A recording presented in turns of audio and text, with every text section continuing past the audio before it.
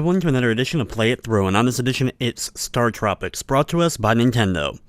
Now, Startropics was developed by Nintendo's Integrated Research and Development Team. They were also responsible for the arcade smash Popeye, as well as, of course, the great Punchout series.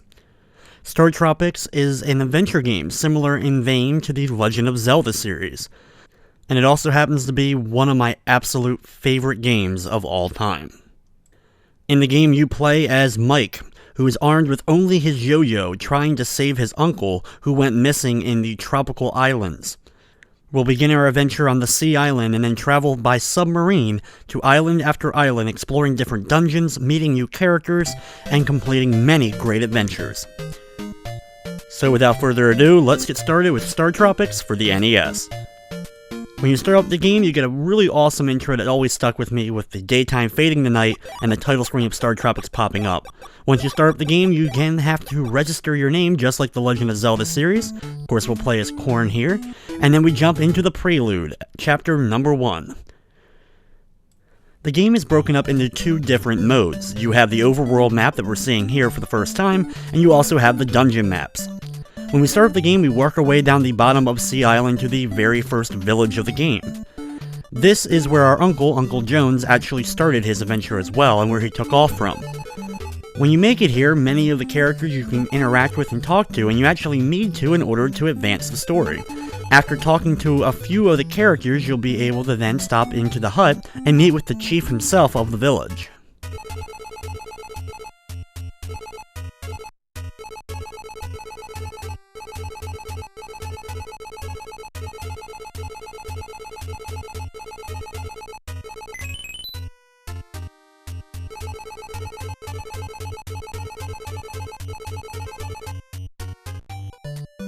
After talking to the chief, we receive our first weapon of the game, the yo-yo, and then we can talk to the citizens here to learn a little bit more about the disappearance of our uncle, Dr. J.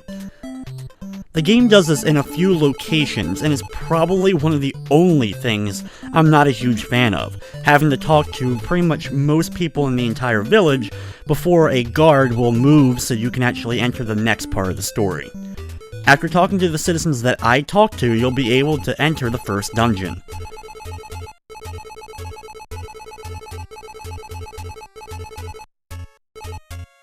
After some words of wisdom from the shaman of the island, we save our data and jump into the first dungeon. Here is where you get the real taste of what Startropics is about. The game is built around a grid system in the 4 directions. You move completely based in this grid. You can't move diagonal in any way. The diagonal type movement was added to the sequel game. However, the game works extremely well once you get used to the grid system.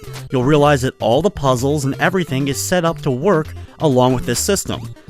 Once you have the system down packed, you won't be at a disadvantage. All enemies work in the same basic system as you do, with the exception of a couple things like the bat enemies. Basically, to get through each room, you either have to defeat a certain number of enemies, go through hidden exits, or jump on panels that will reveal openings that you can then jump on in order to break down doors. In this room here, you can see we jump all the way across this top portion, drop down to hit the switch, and then jump over to the left. Mike, while jumping, can only jump over 1 square at a time, with the exception of getting the feather item that we don't get until later dungeons of the game, in which case I'll be able to jump over 2. Besides, of course, having to just figure your way through each of the dungeons, there are a ton of enemies that are going to get in your way. There's lots of different puzzles to also figure out. Mistiming your jumps, landing in the water, or getting too many hearts taken away from enemies will cause you to lose a life. You can always see how much health you have, represented by hearts, just like Zelda, in the lower right corner. Now, the 3 things below that are your potions, your stars, and your lives. Every 5 stars you get gives you a little bit of extra health, as most enemies will drop stars throughout the game. The potion is actually jars that you can find in dungeons. There's a ton of these throughout the dungeon, and you'll be able to find a good amount of them by exploring, and these will grant you a good amount of your health back. Though once you get a certain amount of hearts in your inventory, you won't be able to replenish all of it with a single jar. The bat enemies and rat enemies are kind of your basic enemies. The snakes, kind of like the ropes from the Legend of Zelda, will chase you down when they look at you. It's time for the first boss of the game, the giant snake. For my strategy, I'm just going to jump up close to him and start wailing on him, either using the torch item that we picked up along the way here, or by using the yo-yo when he opens his mouth. You can avoid taking damage from the flames that he ends up shooting out by jumping to the left or right squares, though with enough timing, you're able to actually take out his health without even having to jump away, though this does take practice and of course is extremely risky. Once he's taken care of though, you can jump past him and continue on. If you attempt to jump past him before defeating him, you'll just end up dying. There's a lot of different sub-weapons in the game, like the torches that we were using earlier. I'll be talking about these more in detail when we get them in later dungeons, but for the most part they're pretty simplistic. Ones like that, or you'll have a few others that you just throw straight out, and they do different amounts of damage to different bosses. The exact amount of damage from the yo-yo to the torch, I'm not exactly sure of. I've always kind of mixed it up every time I play. After exiting the first dungeon, we run into Dr. J's assistant. He tells us about the Sub-C, and also gives us the ID to launch the Sub-C, which happens to be 1492. We then jump aboard the sub itself, meet Navcom, our trusty robot companion, and move ahead of Sea Island into Chapter 2.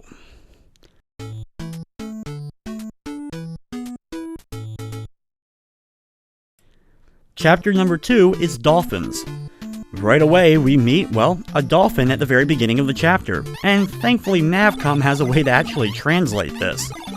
She's looking for her son. Of course, we're going to agree to help her, and we land quickly thereafter at an island.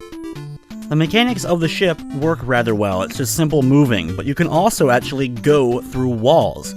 Many times, the walls you can actually go through with the sub are indicated with a little bit of sparkling right near the wall itself, though sometimes this doesn't appear at a few locations.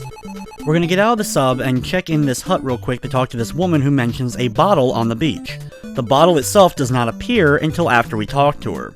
So we walk over here through the mountain itself, pop out, and grab the bottle. The bottle will actually allow our submarine in order to dive down underneath the water to get through certain areas. And this is kind of the main mechanic of the sub itself. Anytime you see the black wavy lines in the water, you know you'll be able to dive. After returning to Sub-C and talking to Navcom, giving him the ID numbers for 1776, we now have the ability to submerge. So go near the black waves just right by where you were, and dive in there, and then dive into the next set, and you'll pop out here. Go through the cave entrance, and get out of the submarine. Just south of here, you can see a path through the mountains. Go through it in order to grab the first big heart of the game. Now there's several of these big hearts throughout the game that will increase your life meter, just like finding one in the original Legend of Zelda. I know, lots of Zelda references, but it does make a lot of sense, and I will show the locations of all the big hearts I know of in the game. Then go into the cave right by it in order to enter the dungeon for chapter number 2. After the first room, you'll be surrounded by water on these small platforms. Jump over across the water a little bit in order to grab the baseball bat. Also take out the mud skippers along the way. One other thing about the game is it actually keeps score. As you notice at the end of the last dungeon, we actually got our score racked up before being able to continue. Interestingly enough, killing enemies in the game does not increase your score, it actually lowers it. One of the things the game wants you to do is to actually destroy the least amount of enemies you can while making your way through the dungeons. Though of course defeating every enemy in the rooms will make things a lot easier for you. To open up certain doors, you'll have to defeat every enemy, but other doors you can actually just destroy one enemy and it'll trigger the door opening up. Watch out for the spinning starfish and then jump along these platforms, taking out the one-eyed squid enemies that you'll see quite a lot in the game. Drop down, you'll hit one of the platforms and open up a button on the right side near where the starfish was. Make your way back there, jump on it to open up the next door. Once inside here, you'll see the snake enemies trying to immediately charge you, so have the yo-yo ready in order to hit them. Every time you get past one of the openings, be sure to look upwards to hit the next snake. Go through the wall opening here, which you can see you can go through by the darkness on the ground itself, right by where you can enter. Be sure to hit the switch right here and open up the door. Next up, get out the bat and actually just move up into the center of the 4 starfish and swing the bat one time. Doing so, you'll instantly defeat all the enemies around you.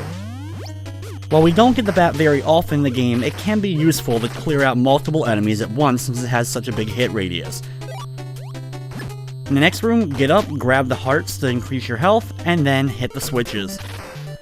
You'll have some more bad enemies to defeat in the next room, but thankfully we actually only have to defeat a couple here before we end up triggering the door. Do the same thing once again here to the starfish, then go through the opening on the right side. Here, open up the buttons and hit the chest so you can end up getting one of the snowman abilities. The snowman ability actually allows you to freeze all enemies in the room for a short period of time in order to defeat them, and we'll be using it against the boss during this dungeon. Next up, simple room, a couple of squids, hit them with the yo-yo, and you move on. Here you'll notice the sun dolphin that's located on the right side needing help. Kill the lone enemy in the room, and then move on to the boss battle. Here we fight a giant octopus. He spits out a ton of little ink balls, and you have to jump back and forth between all the platforms in order to avoid them.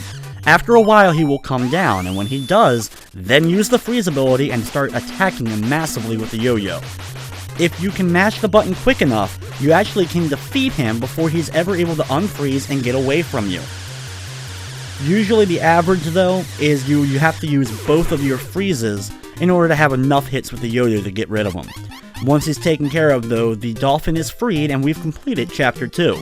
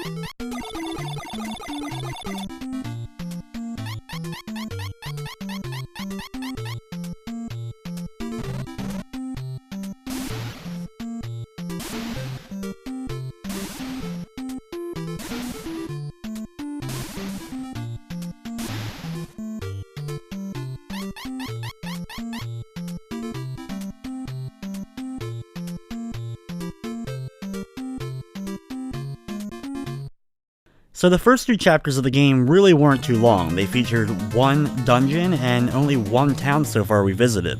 However, this is where things changed, as Chapter 3 is by far the longest chapter in the game.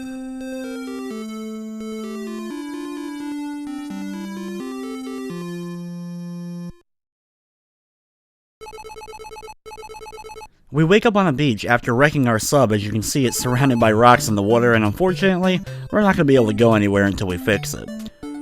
Leave the beach and then go over to this little shack located here. Enter inside, you can actually talk to this guy to drink some good old coconut milk.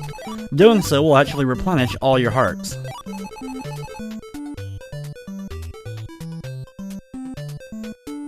After doing so, leave the hut, work your way around, and enter the next dungeon.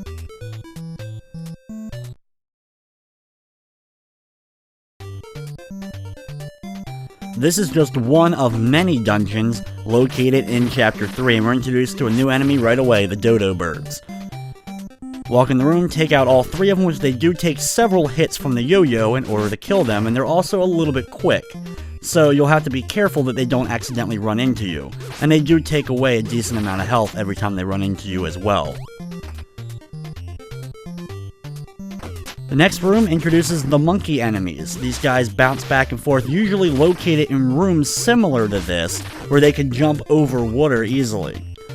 After defeating all of them, move on to another room where it's the same thing, just facing a different direction.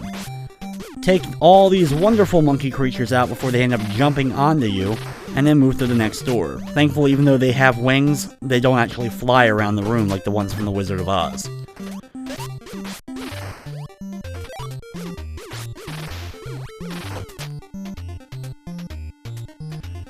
Head into the next room and wait a few seconds for the blocks to reappear, jump up a couple of times, then jump either to the left or right sides. If you do so, you'll have 2 hearts appear on each of the top 2 blocks. We picked up a set of the bolos, which come in sets of 40, and you can use them and they have a long range. Though they are one of the weakest sub-weapons in the game, I usually find they're pretty useful against the weird skeleton ostrich enemies that are located in this room.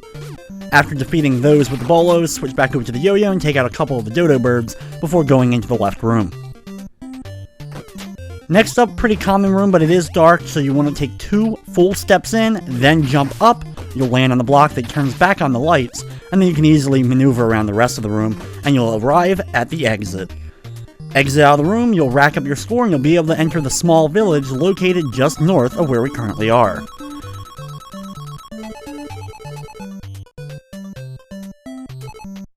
The next village is kind of the central point of chapter number 3. Here, the village chief's daughter is actually sick. She's fallen asleep, and we have to get a special item in order to wake her up. To achieve this task, we have to travel to a lot of different locations to finally find the guy who can actually cure her.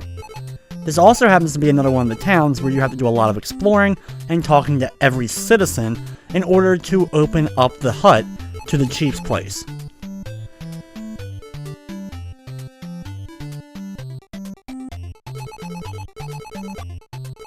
Most of the citizens here, just like with the first town, really don't give you any more information than you already know. They give you kind of small details about the chief and his daughter, but other than that, it's really just talking to him for filler until you talk to everyone here in order to finally open up the exits that you need.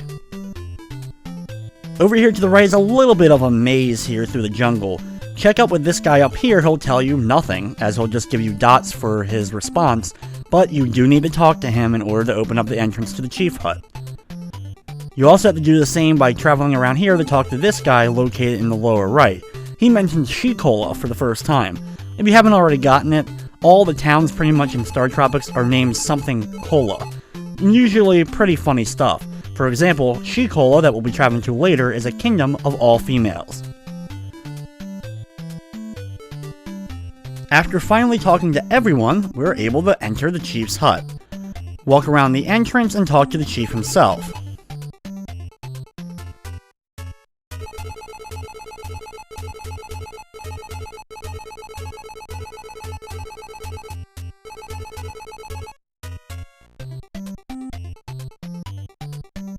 Now that we've talked to the chief, we can't leave quite yet. Instead, we have to work our way all the way around through the forest once again, and go into the other side of the same hut that we were just in. If you notice while we were talking to the chief, behind him, there was an opening. But if you walk past the hut itself, it doesn't appear to be an opening quite there. Just like many things in the game, there's false walls, so you can walk through the back of the hut in order to enter a secret door. Once inside, talk to all 3 people located on the top floor. The guard, the one next to the bed, and the sleeping girl as well, even though she'll just give you a couple of Z's as a response. Now that we've done that, we can exit out of the hut itself, go back to the forest, and talk to the guard who was protecting the exit to the town.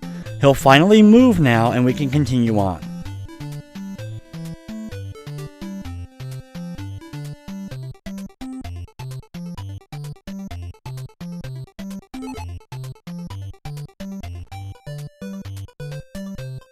Once outside the village, head over to the right, and enter inside the next cave for the next dungeon of the game. In the first room, you'll have a whole bunch of snakes. Just move forward, jump a couple of times to avoid them running into you, and just move on to the next room. Here, you will have to defeat the ostrich-like enemies with a yo-yo in order to move on. Be careful standing next to the water because these guys can jump over 1 square of water. On the next screen, it will immediately go dark, so of course it's a little bit difficult to tell what's going on. However, you can use the snakes themselves to find out which platforms are longer than the other ones, so that you know which one is safe to jump to. Defeat all the enemies and you'll open up the door. Jump left on the second platform from the top. You'll be able to land on a couple of squares in order to eventually turn the lights. Of course, just follow the path I did in order to actually get the lights back on and exit out of the room safely. Next up, you can destroy a couple enemies and then just hit the switches at the bottom and exit out.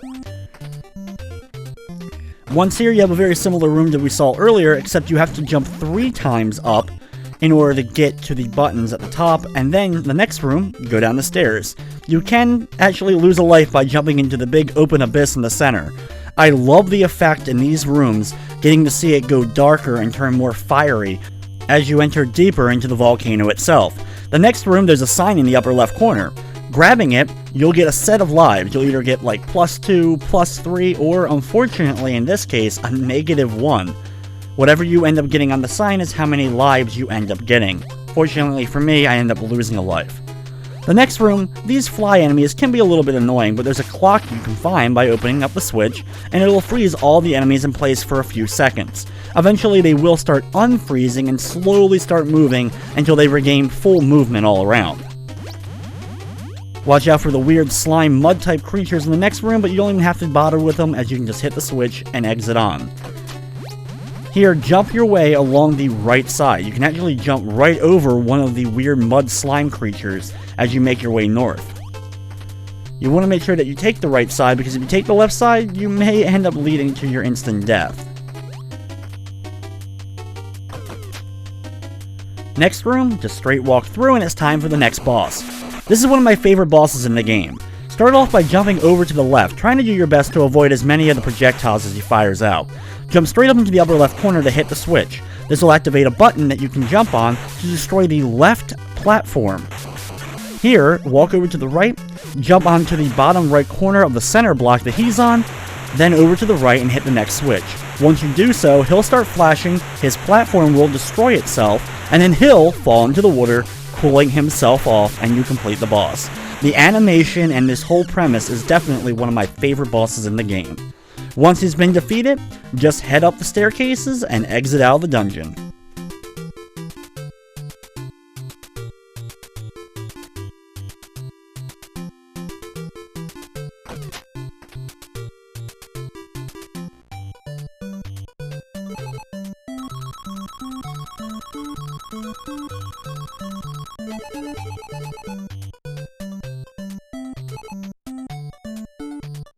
After leaving the last dungeon, ignore Shikola to the right, that's the kingdom.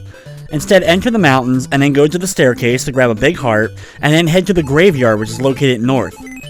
The graveyard is easily the toughest dungeon that we have done so far, and honestly, one of the toughest dungeons in the entire game. If you're able to get through the graveyard, you'll be able to handle anything this game has to throw at you.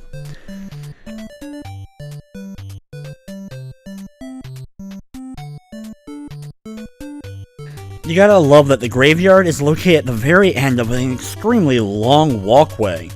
Once you're here in the graveyard itself, walk past the giant lake and enter into the bluish tint gravestone.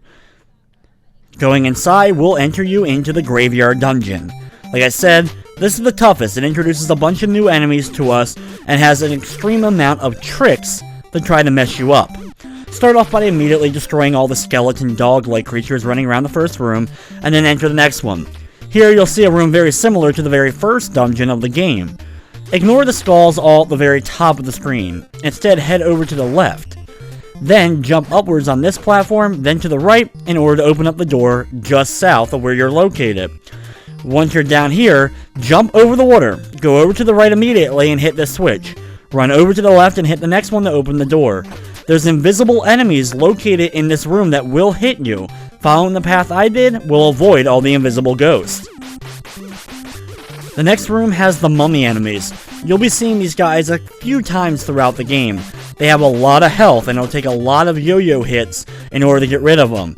Destroy all three and move to the next room. Head straight down all the way to the very bottom, walk to the right, hit the switch, and then jump your way up to the top, jumping a few times along the way. There's a lot of invisible enemies here.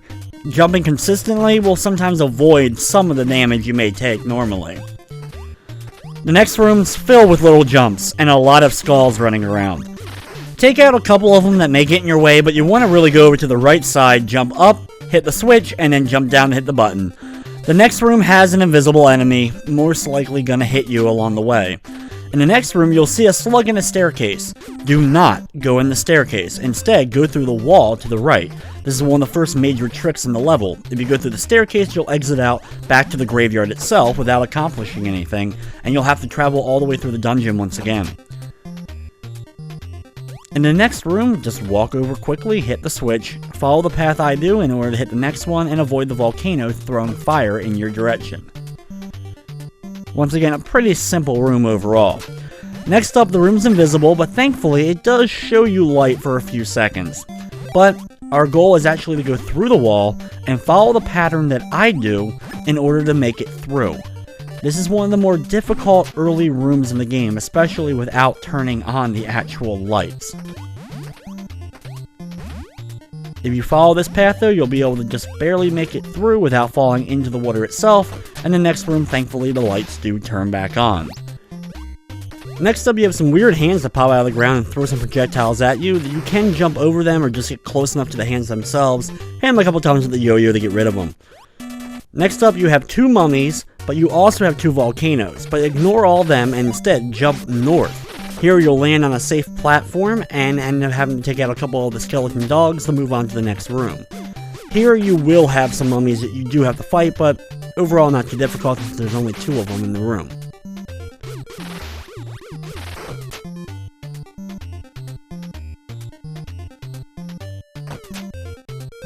Grab some hearts in the next room and then hit the switch to go through.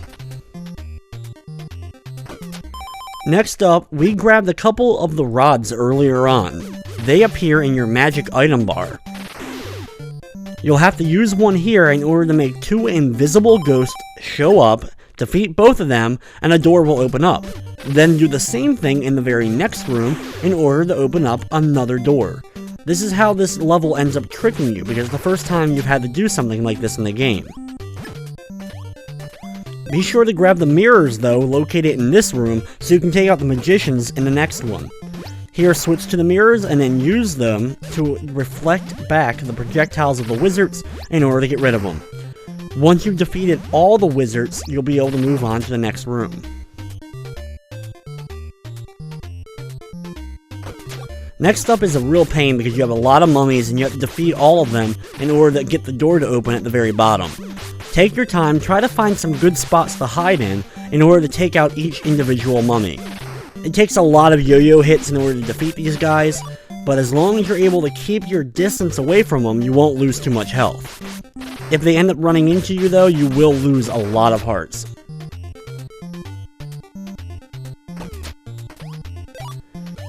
In the next room you can grab the item if you want to, but make sure that you hit the switch so you open up this south door. Here you have a room that we saw pretty much earlier on with the weird kind of skull pattern located in the floor itself. Use the mirror to take out the magicians first.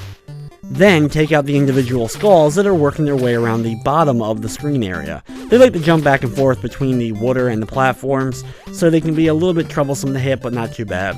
And next up is the boss itself. Thankfully, we picked up bolas in a previous room. We'll use the rod in order to get the giant ghost to appear, and then switch to the bolas. You'll have 40 of them that you just picked up, and you'll be using a lot of these in order to hit the giant ghost as it moves back and forth. The ghost itself really won't do anything to you, but it does summon little ghosts that can run into you, as well as projectiles that shoot out of the little types of volcanoes that are sitting in the center of the lake.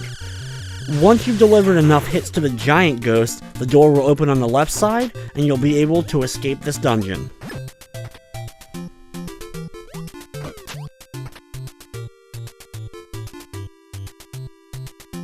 In this room, jump on the button 3 times in order to get the water to start coming out of the skull's mouth, in order to drain the lake, and find the crystal ball.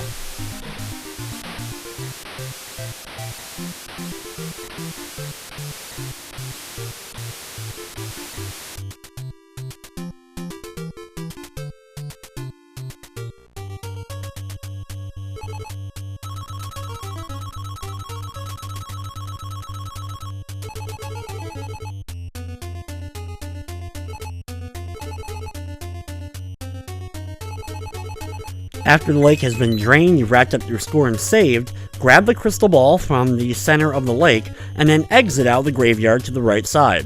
Now travel back along the path to the mountains, go to Shikola Kingdom, and then walk your way around the back of Shikola Kingdom in order to find the fortune teller.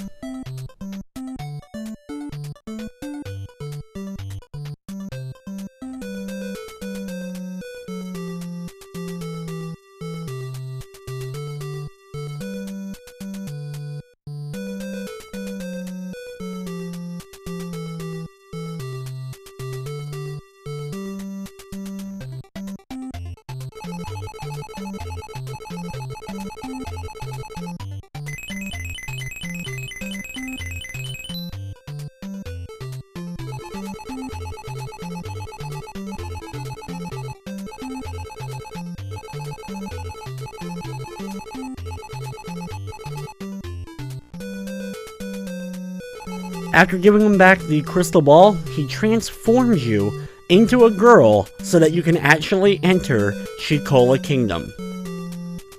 This definitely has to be one of the most interesting moments in the entire game. Going through the staircases, you'll run into the Queen of Shikola.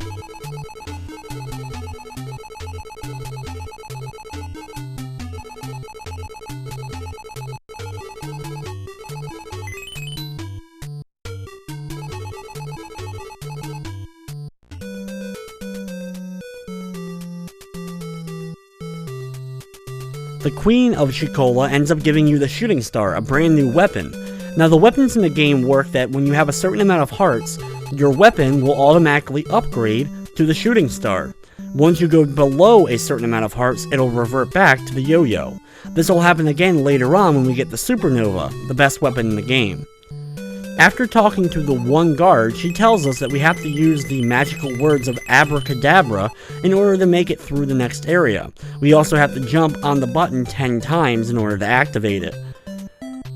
While we already may know this when we first play the game if you've played it multiple times, unfortunately the switch will not activate unless you've gone through the graveyard and found out that the magical words are Abracadabra. So, go left of Shikola after reverting back to our male self, go inside the dungeon, jump on the button 10 times, and a path will open up, allowing us to continue on in the game.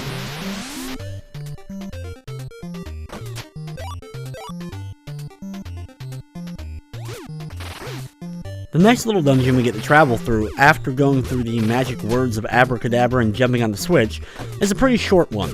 You have the basic one-eyed squid-like creatures that are going to be jumping around, and thankfully, this is a good opportunity to learn how the Shooting Star ends up working. It fires a projectile out every time you use it. This way you can hit enemies a little bit farther away, though it doesn't travel the entire length of the screen. We'll end up getting a weapon like that later on in the game when we get the Supernova. Here you're going to have to take out all the mud skippers, as well as the squid enemies in order to get the door to open at the very top. Then exit out and complete the area.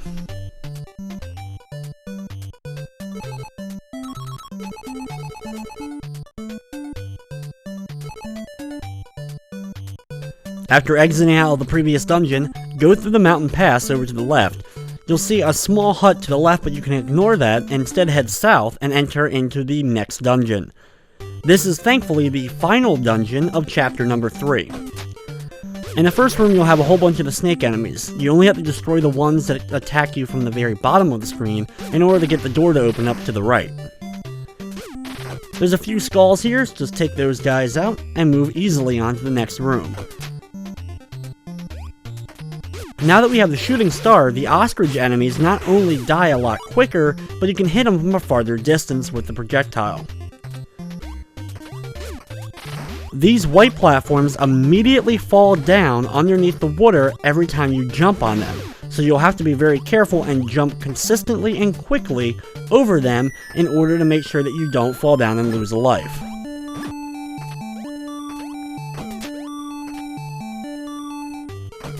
Just like we did in one of the earlier dungeons in Chapter 3, we're going to be working our way down the staircase to get into the fiery pit of the volcano itself.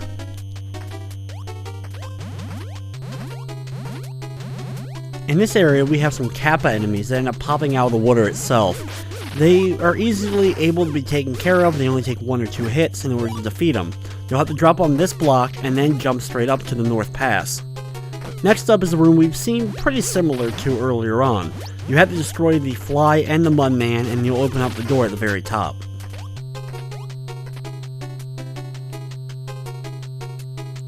Next up is another room we've seen before. Jump quickly along the blocks once they reform and just go straight up. You can ignore the clock on the right side. Next up you'll have some red blocks. These are similar to the white ones we saw earlier that instantly fall underneath the water every time you jump on them. Just hit the switches over to the right and get through. Next up you'll have Kappas again with a bunch of blocks, and then finally in the next room you'll be on solid ground again. Here you have the eyeball enemies that you have to hit, and every time you hit them they end up charging towards you. These guys are a little bit weird. They take 3 or 4 hits to get rid of with the Shooting Star, but not too bad since you have so much room to work with. Next up, go up the stairs and continue on the dungeon.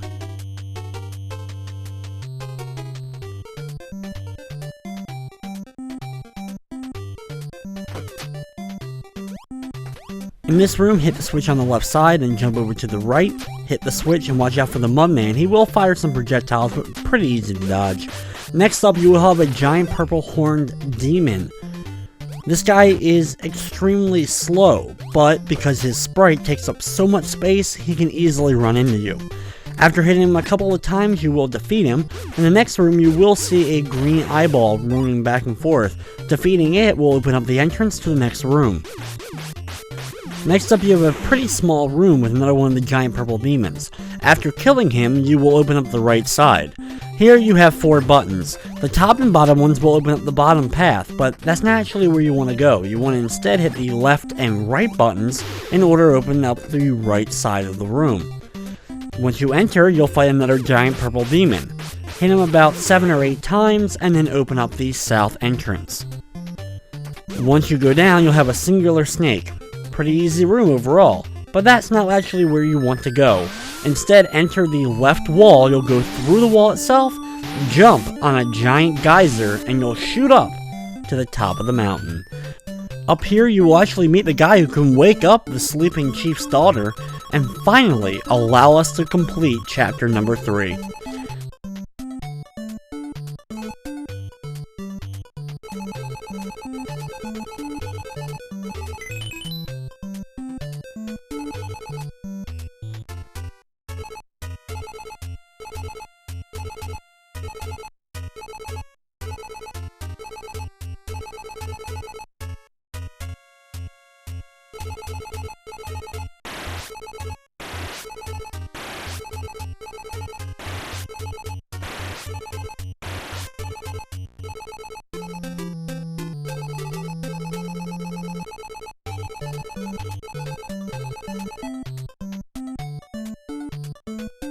After finally waking up the chief's daughter, we can finally have our sub back and we can launch off into chapter number 4.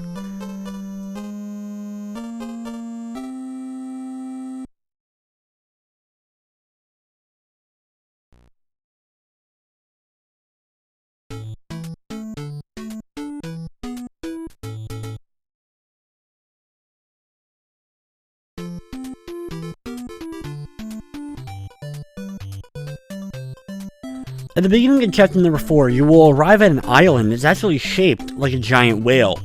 Here you can talk to the guys here, but overall our goal is to actually leave the island after talking to everybody, and get swallowed by the giant whale itself.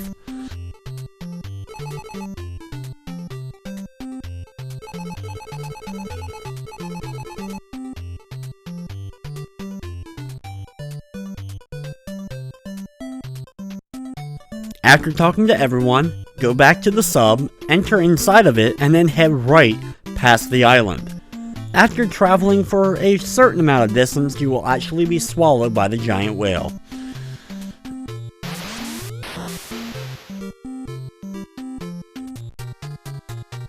Chapter number 4 is actually one of the most interesting chapters in the game. There's no dungeons to be had. Instead, just go left in the sub itself a couple of rooms, and you'll end up making it to this area. Stop by here and talk to Dr. J's assistant. He will tell you that he actually left a lighter somewhere located inside the whale itself.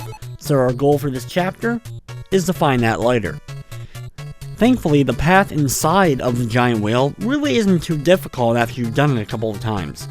Don't get off the sub until you're actually ready to grab the lighter. Most of the paths throughout here will lead to a dead end and you'll just have to back travel to the sub itself.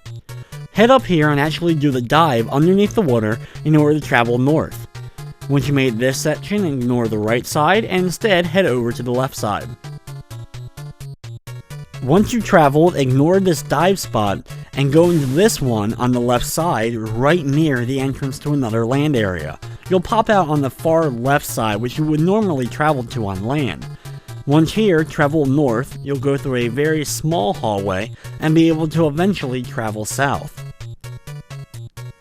Here, bypass another one of the diving spots and you can actually go through the wall here. Once you've gone through here, ignore the spot on the right side where you can dive under and instead get on land. Here, you'll have to travel through a couple of screens, but eventually, you will actually come to the lighter itself. Once you have the lighter in your possession, make your way back to Dr. J's assistant.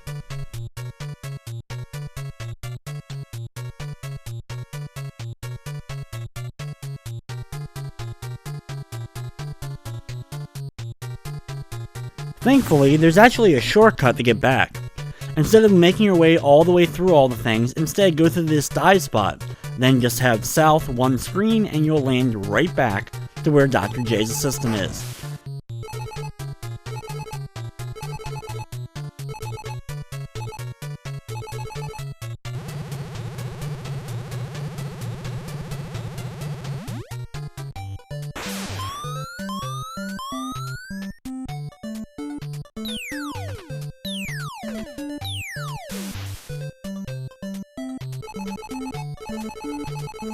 Once you are outside the whale, you are asked to actually give a special frequency to the sub itself.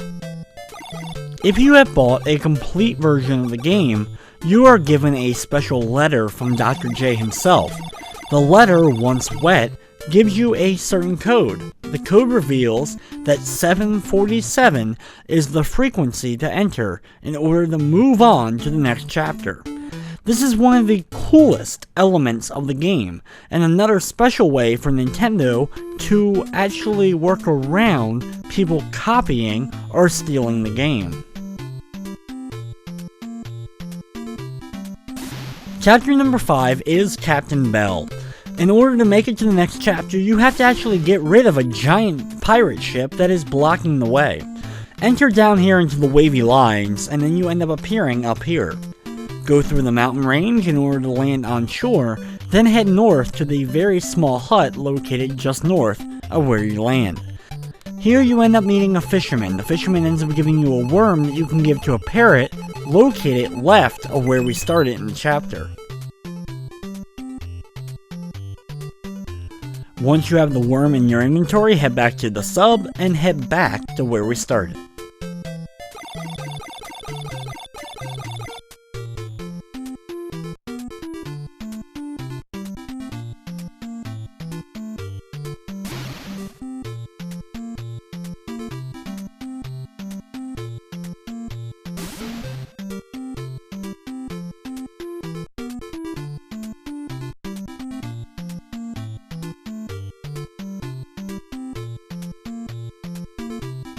Once you travel back, head to the village that's north of where we originally started.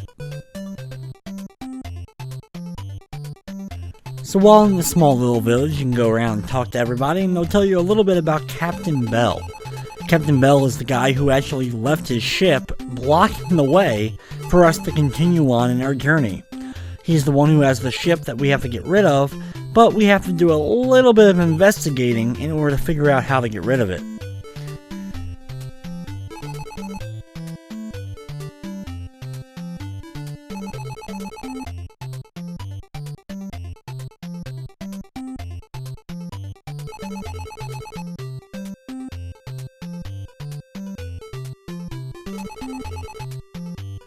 After talking to everyone on the island, we can talk to the guy blocking the hut to the chief's house, and then we can actually talk to the chief of Belcola.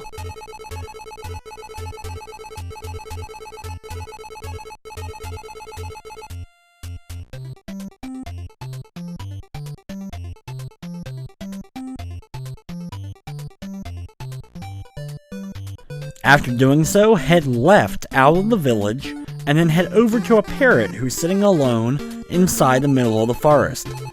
Doing so, we will actually give him the worm that we got a little bit earlier on in the game, and he will give us a hint on how to actually get rid of Captain Bell's ship.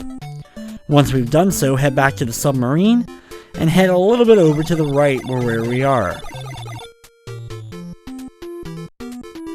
Just like with earlier parts of the game, you actually have to do certain things, even if you already know what the answer to the puzzle is.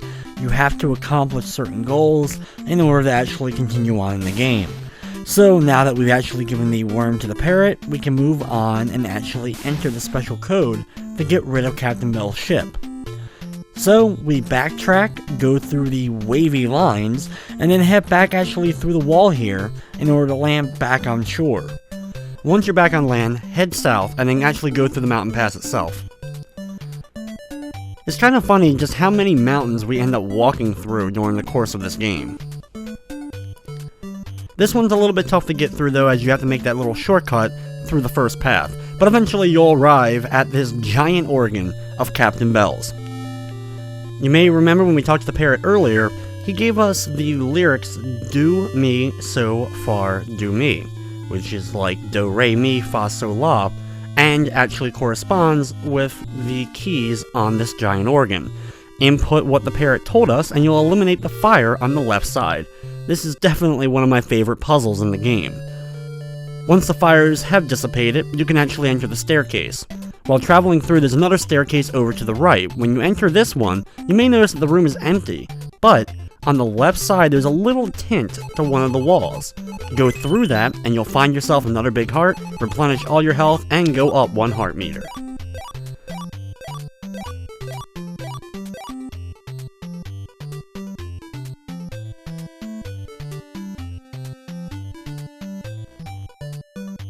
Exit outside, walk along the beach, and then enter inside the cave in order to make it to the next dungeon. Chapter number 5 also contains only 1 dungeon, just like the first 2 chapters of the game. In the first room, all we have to do is actually defeat 1 bat in order to open up. Now in this room, you can jump up and down in order to get more hearts to appear near the exit of the room. Once you start jumping across though, after you make it right here, all of a sudden it starts shaking and all the blocks start disappearing. You have to very quickly make your way over, jump up first, then down in order to open up the door. Now usually I can sometimes grab 1, maybe at most 2 of the sets of hearts, but if you try to usually get all 3 of those sets of hearts at that room, you're just going to end up losing a life. The next room introduces spears that start flying out of the wall. You'll have to be careful of these as you try to jump through. Next up, you'll have a singular silver ball in the middle. After you hit it, it ends up flying across the room back and forth that you'll have to jump over and try to avoid in order to go through the room. Next up, all the doors all of a sudden just open up for you. Head north, then go in the corner of the area you'll fall through. Then take the staircase in the lower right corner. You can take any staircase you want, but you're going to lose a lot of health watching out for those posts as they fly out of the ground. Then, once you're back on the main part, just follow the path I do in order to exit out of the room. Next room, simple, take out the snakes, and then move through the next room. Now here's another room where everything starts to go to hell, but it's quite easy. Just jump left. Just go straight across the room. Once you're all the way to the door, drop down 2 spaces, then back up to the door itself, and you'll be able to make it through. Next up, we have some Indiana Jones. Oh yeah, this is kind of the main gimmick of this dungeon, as there's several of these throughout. You getting chased by a giant bowling ball. Duck into, of course, the little openings so that you can actually avoid getting crushed by the ball, as it's an instant death, and that's the same goes for all of them throughout this area. Be sure to hit both switches at the end though to get the mirrors, as well as in order to hit the switch. You'll be using the mirrors against pirates in the next room. Defeat the pirates and the snake in the room, and you'll make it to the next one. Here we have 4 of those silver balls. In the center is a rod that allows you to see invisible enemies, so you can guess what's coming up soon. After grabbing the rod and avoiding a couple of the silver balls, head south to the next room.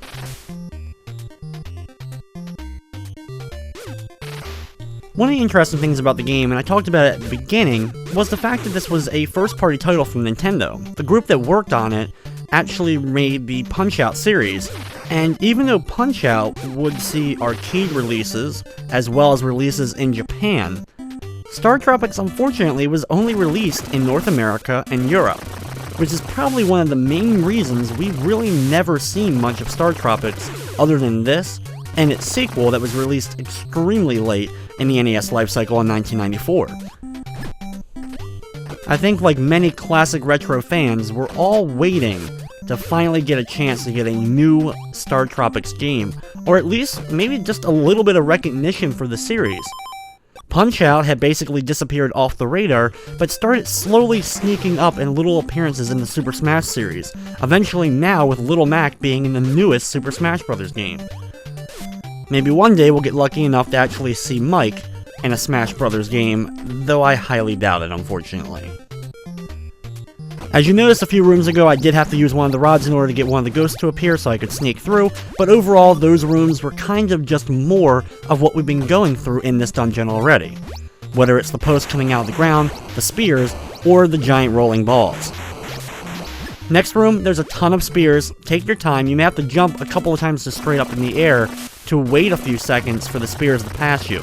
Next up, the giant red ball here is the worst of the ones. It's super fast and it doesn't go off screen from you.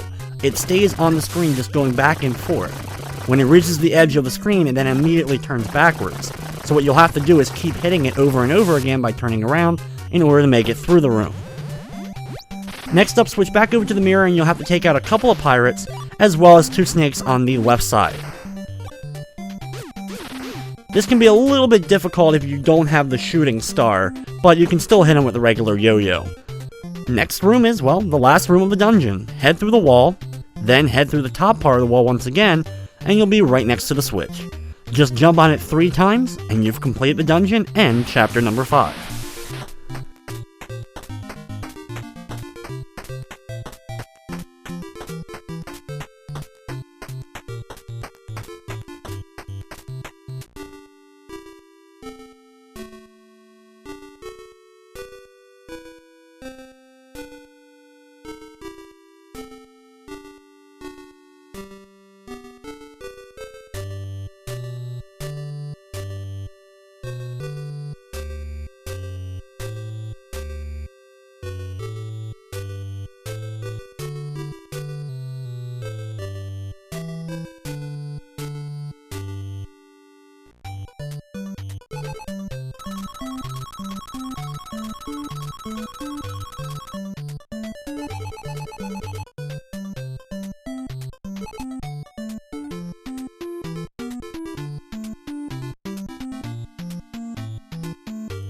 After another one of my favorite scenes of the game, the sub takes off, and now we move on to chapter number 6. Chapter number 6 is the reunion chapter. We'll finally actually get to meet up with Dr. Jones.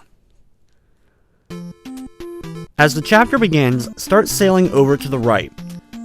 Go down just a little bit, and enter inside of this giant island and you'll pop out the other side. This whole area is a giant maze with tons of different dive spots. Basically, you're trying to find the location of Dr. Jones. Navcom will help you along the way once you get close to him, but until then, it's just difficult trying to figure your way through. There's also several islands you can stop on, but only really one of them contains anything that we wouldn't pick up. As we travel over here, dive down, then dive down again to this area, you'll pop out near this island. Head south and go inside the staircase to find another large heart.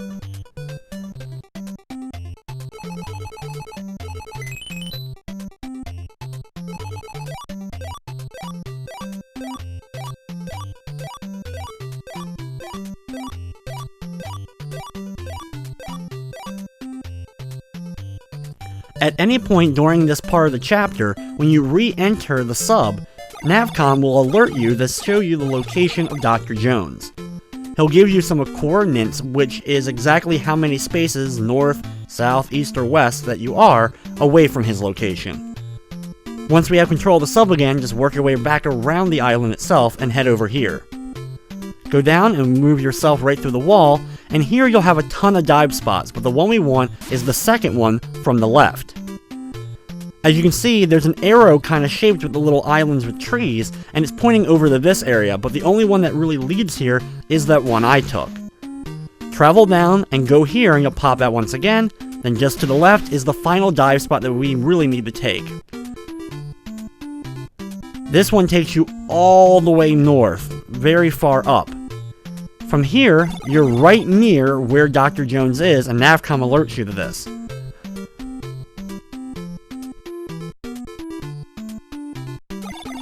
Once you come out of the island, Navcom alerts you that you're only a few spots away. Travel up just a little bit farther, one away from the giant island with a giant hole in it, and then submerge. You'll be in a cool little underwater area, and then enter inside the cave just north of where you're located. The game will save, and even though this is a dungeon-like area, there's no enemies or anything. Just walk forward a couple of times and you'll exit out. The cool factor of being completely dark is kind of haunting, but like I said, there's no enemies, so you don't have to worry about anything. Once you exit, you don't even get a score racked up for completing it. Just head over to the right and enter inside, and you'll see all these giant statues surrounding the entrance to the next dungeon. Inside this dungeon, you can see there's actually a nice little change in scenery. We have more of a temple-like feel to this dungeon instead of the tropical cave settings that we've been seeing earlier on. We're also introduced to a few new things in this dungeon, one of which is the feather. The feather actually turns your shirt orange. Like I talked about it earlier on in the run, this allows you to actually jump 2 spots instead of just one when going over large amounts of water. This is what we'll have to do in order to traverse and figure out puzzles in this dungeon and dungeons later on in the game. In this room, this is one of the more confusing rooms, and it's probably one of my least favorites to deal with. First, we want to head south and go all the way left. You'll hit a switch and you'll see that the foot ends up appearing on it, and we also pick up the feather cap. Then go back to the beginning of the room and jump across here. Just jump up and over to the left enough to hit the squid enemy, then head back down, jump across back to where the foot was, and then jump north. From here, jump north again and work your way through. Our goal is to hit all the squids in order to open up the door. When you do a jump between 2 gaps, if you do a quick turn and attack with the shooting star, you'll be able to hit these guys. If you don't have the shooting star available to you at this point, it's a lot trickier to hit all the enemies. The next room has a ton of red mummies. The red mummies are deadlier than the blue ones, as they have a lot more hits. Usually I like to wait a few seconds, then get into this upper right corner and just mash the attack button like mad. Of course, a turbo controller can really help you out, but just mashing it should be good enough to kill all the mummies without you taking damage, and moving on to the next room. Pretty simple enemy in the next room, as we'll only see a couple of these actually in the game, but then we immediately enter a boss battle. In fact, this isn't even the boss of this dungeon. This is kind of like a halfway boss. Start off by jumping over to the right and grabbing the feather. This boss is actually really just a clone of the giant squid we fought in Chapter 2. All you have to do is just keep jumping back and forth, and you can use the 2 other spots that are farther away if you need to, in order to avoid more damage. And just wait until he comes down, and then mash the attack button. Unfortunately, we don't have the snowman at this point, so we're not going to freeze him in place so we can keep attacking him. So it'll usually take 2 or 3 cycles in order to do enough damage to get rid of this guy, but it's a really simple fight.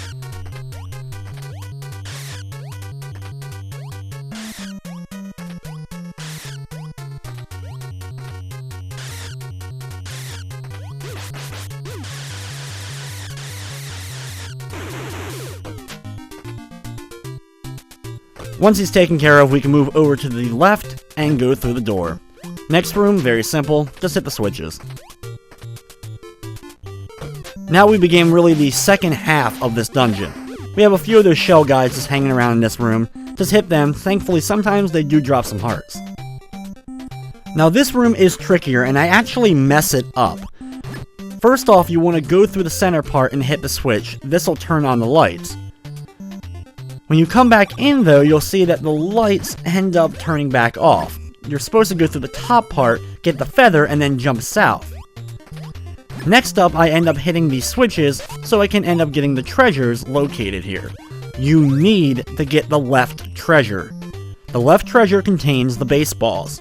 This is the only item that can actually defeat the boss.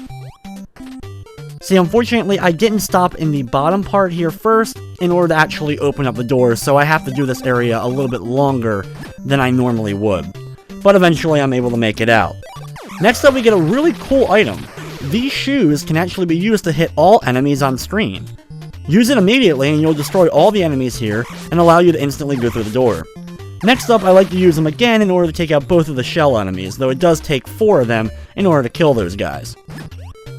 Then head north, hit the switch on the left side, and you'll end up getting a feather to appear near the entrance to the room. Once you have this, go back to the entrance and now jump straight left, trying to do your best to avoid taking damage from the fireballs. Thankfully, there is some hearts over here as well. Now, you have to take out both of these guys as well in order to open up the door, but I'm just going to use the shoes once again because, honestly, it's the only time I'll get to use them in the game. The next room is just filled with squares. none of which contain anything. Your goal is just to defeat the mummies. Now thankfully they're only the blue mummies, so if you have the shooting star still, they only take a couple of hits. But it's difficult to move around the room, and the mummies aren't hindered by all the squares, so they can kind of gang up on you a little bit. The next room, thankfully these snakes usually drop a heart or two, so you can have a little bit of health before the boss itself. Equip the baseballs and wait. The giant moe head will appear from the wall and start moving towards you. If you walk into him, it's instant death. He'll open up his mouth and fire out little projectiles that move across. Jump over these and fire baseballs directly into his mouth. You have to hit him with a good amount of them. You do have plenty to use, but you don't have too many to spare. This is easily one of the worst design bosses in the game because it really penalizes you for not having the item. If you run out of baseballs or don't have them going into the fight's over right then. You're not able to defeat him. As a kid, this took me a long time to actually figure out how to do it the first time around. Once you've defeated him, exit outside the dungeon, and you'll now be in a big open labyrinth type area. Now, where we actually have to go is north here, but instead of going there directly, we're going to head over to the right. Bypass the first other north pass and go all the way over to the right. Head north up here and then work your way around. Doing so, you'll end up running into a staircase that contains the final big heart that we collect on the main map.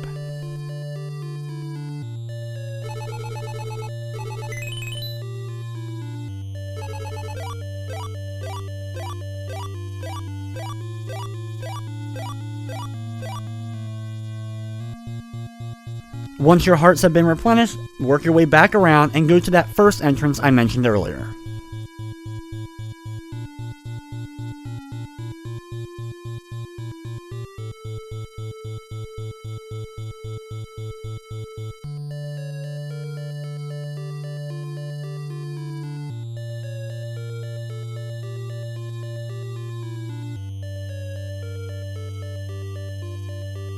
Once here, head north and go over to the right side. You'll be at the top portion left of where the staircase was. Just head up north here and you'll come to a giant meteor with 3 things missing from it.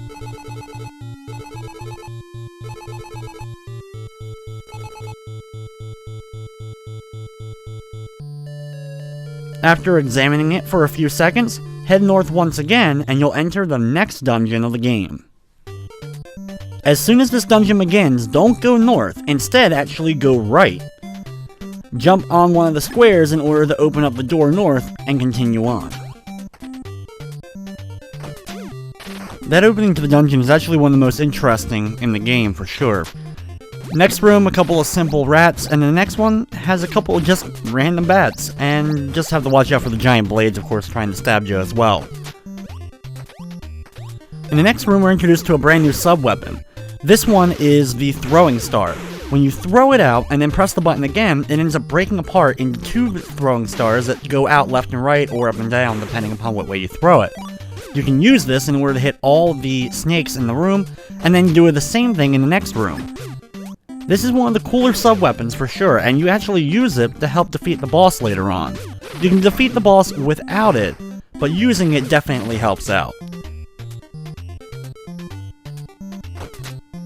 In here, we have a couple of new things. Not only do we have these purple guys, which really aren't difficult, 1 single hit, but you also have this white mist that moves around. These are actually the exact same as the bubble enemies from the Legend of Zelda. When they hit you, they don't do any damage, but they stop you from actually being able to attack for a short period of time. In this room, you go up, left, and then back down, but don't try to go back up when you move left here. Your mind probably tells you to do so, but instead you want to walk through the wall. Going north, you'll just jump into a giant mass of water. In the next room, you're introduced to the clay doll. These are kind of mini bosses. The first one is difficult alone. However, the second one that you'll be facing later on comes with a friend, and that makes that battle a lot tougher. For the clay dolls, face them frontwards, and then keep mashing the attack button as they get closer. Jump every time you attack them, because they fire out projectiles. Like I said before, the first one is not too difficult, but in just a little bit we'll actually have to take on 2 of them at once, and that's when the real fun begins. In this room you're introduced to these guys. They run across the room quickly and they can hit you if they run directly into you, but then when they make contact with a wall, they actually become solid enough for you to be able to hit them, and they also fire projectiles. The first time you deal with them, not too bad, but we'll have to deal with a couple more when we get into this room.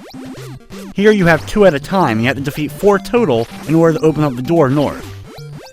Doing the pattern I do, you can actually kind of get them in a little bit of a pattern to protect yourself from any damage, as well as being able to hit them instantly. Thankfully, there's some health here if you do need it, but with the giant blades and the bats moving around, it can be a little bit difficult to actually hit these things. In the next room, take out the purple golem-like enemy. Here, you don't actually need to take out the purple golems. These guys aren't too bad, though. They're basically a different version of the mummies that we saw earlier on in the game. The only problem with this room, of course, is the bubble enemies that are moving around as well that can prevent you from being able to attack, but your actual goal is just to go through the wall. Next up, head south. You'll get a free little potion, and thankfully they give you this jar because next up is the double clay doll battle. Like I said, every time you end up really attacking these guys, they'll spin, and they end up firing projectiles at you, so keep mashing the attack and jumping every couple of seconds so that you can avoid getting hit by their projectiles. The worst case scenario is them running into you. If they run into you, they do a ton of damage. So if you're gonna get hit, at least get hit by the projectiles themselves. The other best strategy is to try to take out 1 at a time. Keep these guys separated so they don't double up on you and fire double the projectiles at you. Now it's time for the actual boss fight. After going through a dark room, you'll immediately land in the boss chamber and turn on the lights. Here, jump up to this center platform and fire out the throwing stars. Doing the correct timing, you'll be able to hit both bosses at the same time. It only takes about 10 or 15 or so of the throwing stars and they're taken care of. Now, since I had a good amount of health going into the fight, I didn't have to dodge as much as recommended. Usually when you do that fight, you want to jump around a little bit more than I did to avoid taking some of the damage. Once you defeat the boss and exit out, start working your way and you'll end up finally meeting up with your uncle.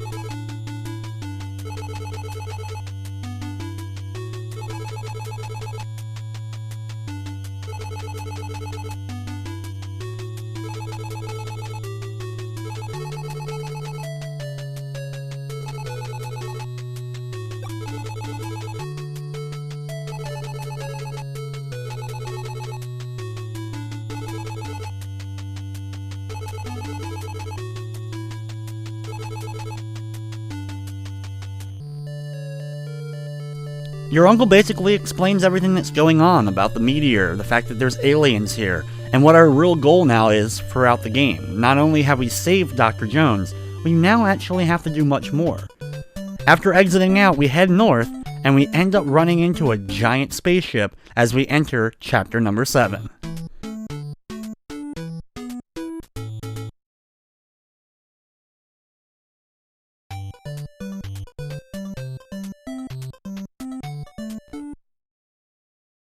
Chapter number 7 is the second to last chapter of the game, but the spaceship is the final location that we'll really be traveling to.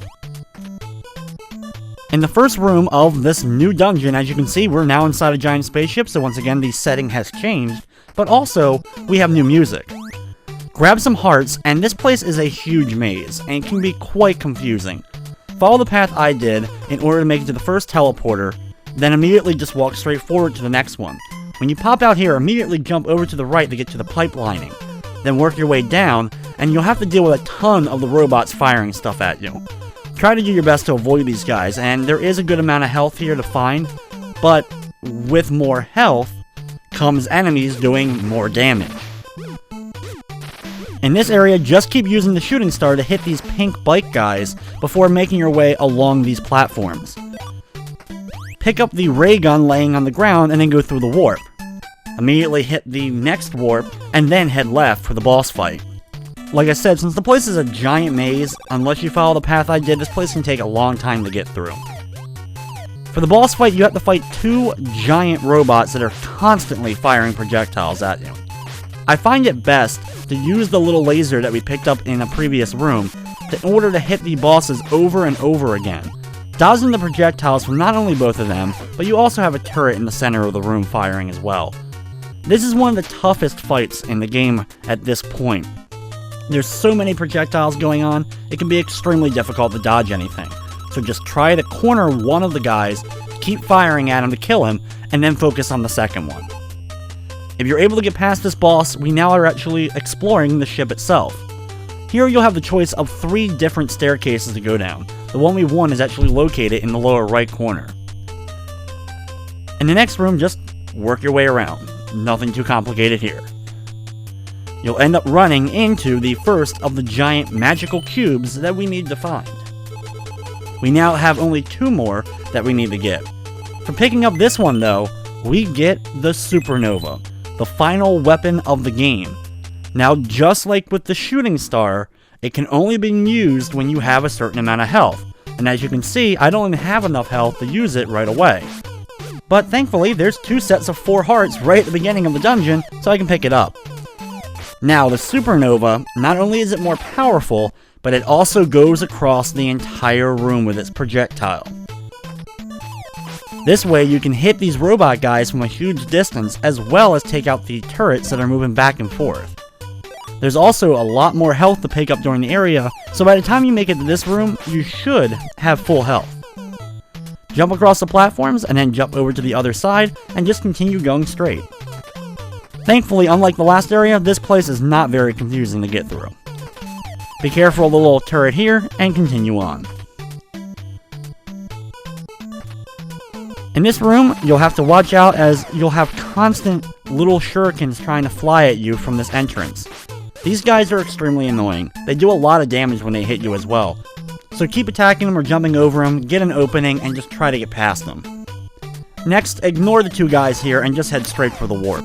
When you appear, you'll have 4 turrets in this room that you have to destroy before you're able to get through the entrance on the right.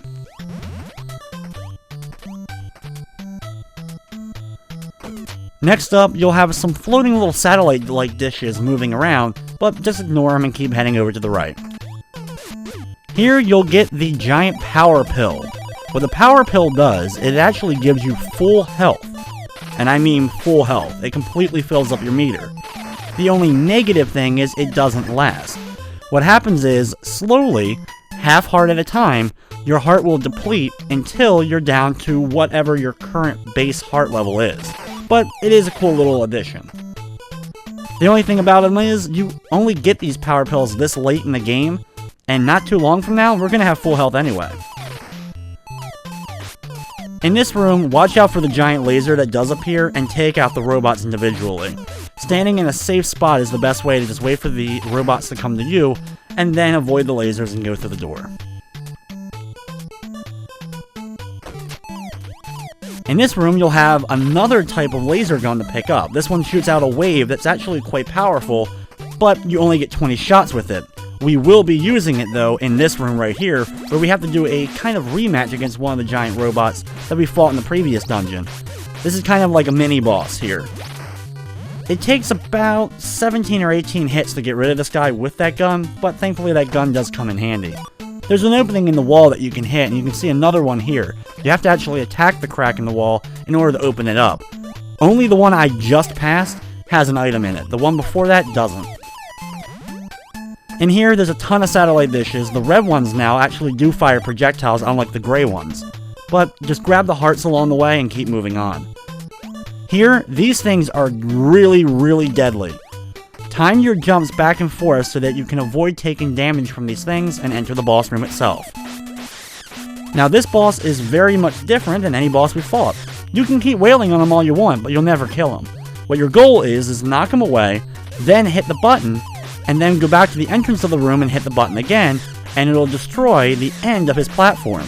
Then keep hitting him with your supernova or the gun that we picked up earlier until you're able to knock him off the edge and complete the boss fight. This guy deals a ton of damage, so you want to take him out as quickly as possible. Thankfully, after he's fallen off the edge, we can jump straight for the exit, and we've completed this area.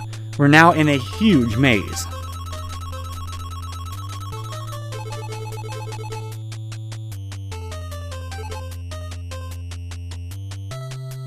After our game is saved, we now have to actually head through the maze itself. The thing about it is, this is actually the end of the game. We have this maze and one more dungeon, and then we've actually completed Startropics. Head around the maze and enter down the staircase. Once down here, just work your way around to the next one. When you pop out, just head immediately south and right. Ignore the staircase just south of here. What you want to do is head all the way right. You'll have to walk all the way around, and unfortunately it does take some time, and this is the staircase that you actually want to go down. Once again, another very small corridor where you just have to work your way around, though it is quite long. Here, immediately just go left and enter the next one, and then do the same thing in the next room. I know, really exciting, right? But when you pop out here, you get the second of the giant magical cubes. Also, by picking up this one, we move on to the next dungeon, we finish the chapter, and we get our full health.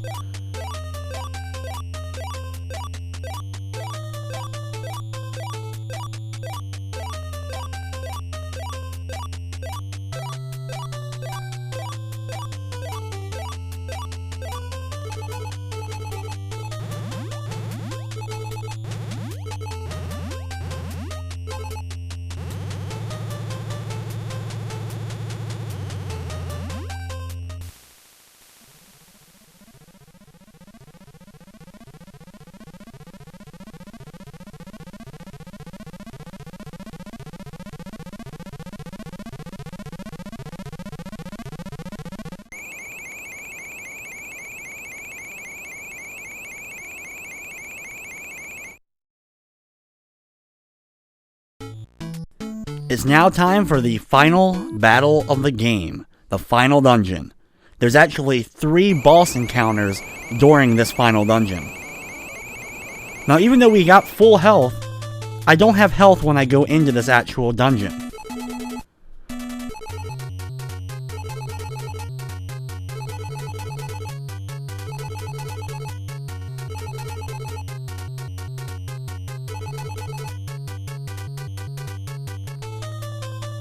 For the first time before entering the actual final dungeon, we run into Zoda for the first time, and Zoda is the big bad guy of Startropics. Enter north into the next room, and it's time to battle Zoda. Switch over to the gun that's actually located in this room, and then immediately be prepared to watch out for the giant claw hand.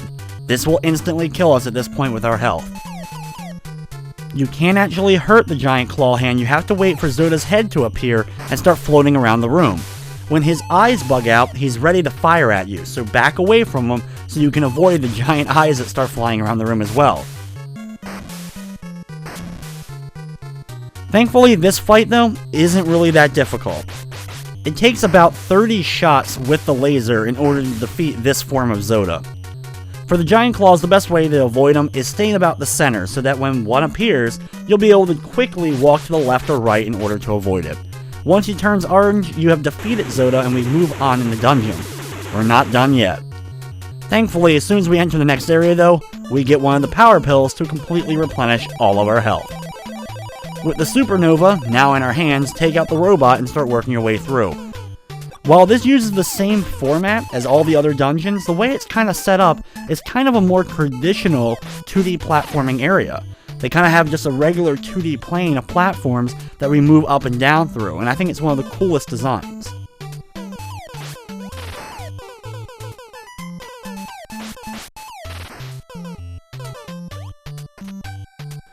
Try to do your best to avoid the projectiles and conserve as much health as you can, as we have another boss coming up in just a second or two. Here you'll have to wait for the platform to be solid so you can actually jump to it. Of course, If you try to jump on it while it's open, you'll just fall through and lose a life. The next screen, it's time for the boss fight. Now what you have to do is destroy the center core here. To destroy it, you have to wait for the platforms to be solid right underneath of it, and then fire straight up at it. It doesn't take too many hits to kill. The problem with this fight is the fact you have the other robots that appear from the actual holes that are there, as well as you have, if you go too far south, you have those giant shurikens that fly out of the openings. And the boss itself heals every time it closes.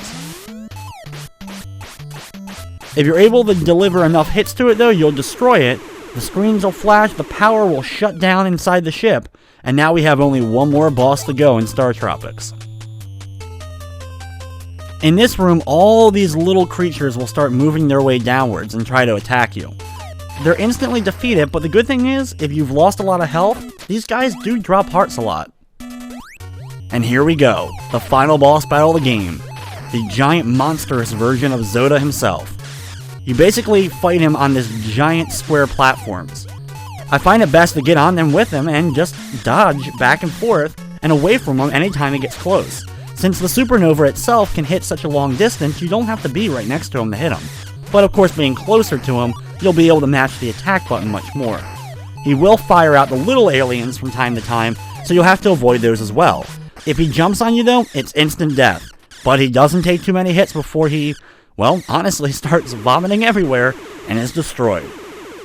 After exiting, we have completed the final boss battle. We just have to grab the magic cube in order to enjoy the ending.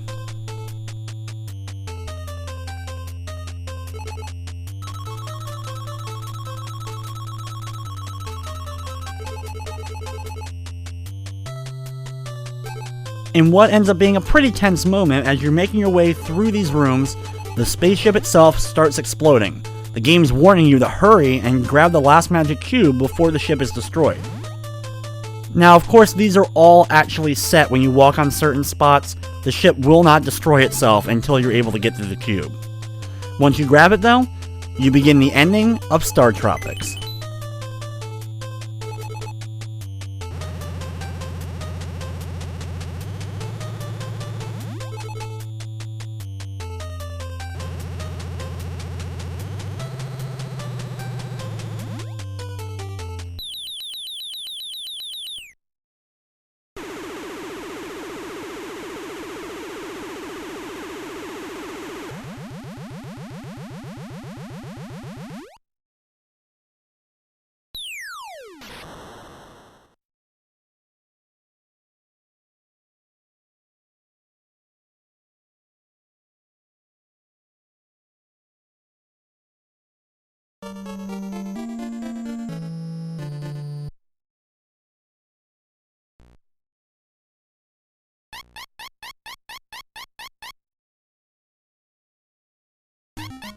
In one of the cool moments, you end up jumping out of the spaceship and land in the vast ocean. Thankfully, we helped that dolphin earlier on in the game, as it actually helps us land back at Sea Island. And as you land here, you can actually see the sub-sea is safely returned, because Dr. Jones actually brought it back. Now you can actually go around the first town of the game and talk to all the citizens once again. But to actually start the ending, you want to head inside the main hut. Talking to Babu, Dr. J's assistant here, he actually lets you drink some coconut milk and replenish all your health if you want to. Once you go in the hut though, it's time for the ending of Startropics.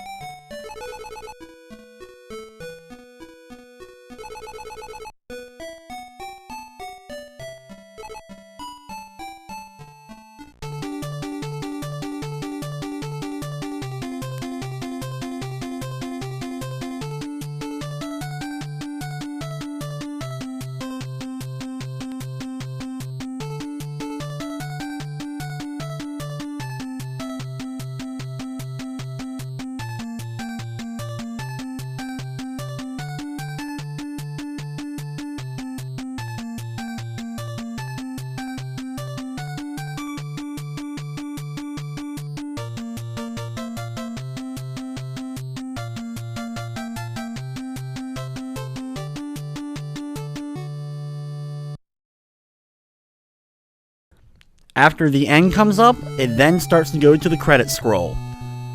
Now, like I said before, Startropics is one of my favorite games of all time. The game I always felt was extremely brilliantly designed for its time. Many people nowadays may look back at the game and see that it's a little bit dated, not fans of the actual dungeon style and especially the grid-based system that the game works on. I've always felt though once you've gotten used to that whole thing, the game ends up being one of the best experiences on the 8-bit console. Now because of course I have so many memories attached to this game, it may be nostalgia talking. But like I said, this is easily one of my favorite games and what I feel is one of the best games on the entire console. After the staff, we then get to see a whole bunch of scenery and pictures of the adventure that Mike took in order to complete the game itself. I love this artwork during this section, and it's really cool to see all the things that we did in the game kind of brought in still frames.